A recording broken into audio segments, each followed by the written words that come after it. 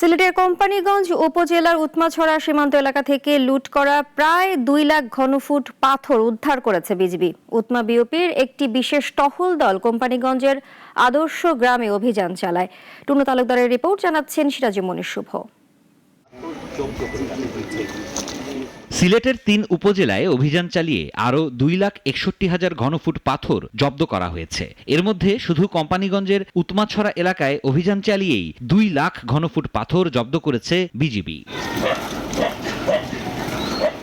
BGB জানিয়েছে, মঙ্গলবার দিনভর অভিযান চালানো হয়। বিজিবি 48 ব্যাটালিয়নের অধিনায়ক লেফটেন্যান্ট কর্নেল মোহাম্মদ নাজমুল হকের নেতৃত্বে উৎমা বিওপির আদর্শ গ্রামে বিশেষ অভিযান চলে। এর আগে সোমবার রাতে একই উপজেলায় পাড়ুয়া এলাকায় পুলিশের অভিযানে 50,000 ঘনফুট পাথর জব্দ হয়।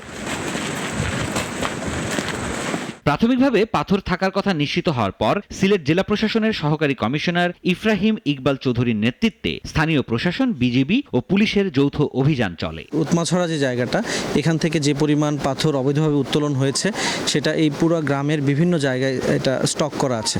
এটা মূলত এই গ্রামের যে একটা এন্ট্রি বা এক্সিট পয়েন্ট যেটা যদি বলি, এটা যেহেতু একটু দুর্গম এলাকা, এই এন্ট্রি বা এক্সিট পয়েন্টগুলোতে কিন্তু বিভিন্ন সময় আমরা ইনফরমেশন পাই যে এখানে মাহেন্দ্র গাড়ি, ট্রাক বা ছোট লরি এগুলো দিয়ে এই পাথরগুলো নেওয়ার চেষ্টা করা হয়। প্রচুর পরিমাণে পাথর এখানে স্থগিত করে রাখা হয়েছে, যেহেতু এখানে যাতায়াতের পথটা সুগম না, সহজে যাওয়া যায় না, তাই তারা পাথরগুলো এখান থেকে স্থানান্তর করতে পারেনি। এদিকে সাদা পাথর পর্যটন কেন্দ্রে পাথর লুটের ঘটনায় বিতর্কিত কোম্পানীগঞ্জ উপজেলা নির্বাহী কর্মকর্তাকে বদলির 24 ঘন্টার মধ্যে আবারও নতুন বদলির আদেশ এসেছে। আগের ইউএনও আজিজুন্নাহারকে সরিয়ে ফেঞ্চুগঞ্জের ইউএনও শফিকুল ইসলামকে আনার পরিবর্তে হবিগঞ্জের চুনারুঘাটের ইউএনও মোহাম্মদ রবিন মিয়াকে কোম্পানীগঞ্জে পদায়ন করা হয়েছে। এছাড়াও গোয়াইনঘাট উপজেলার জাফলং পাথর কোয়ারির পাথর লুট ও চুরির ঘটনায় অজ্ঞাত পরিচয় 100 থেকে 150 জনকে আসামি করে মামলা হয়েছে। সিরাজুম মনির শুভ, নাগরিক।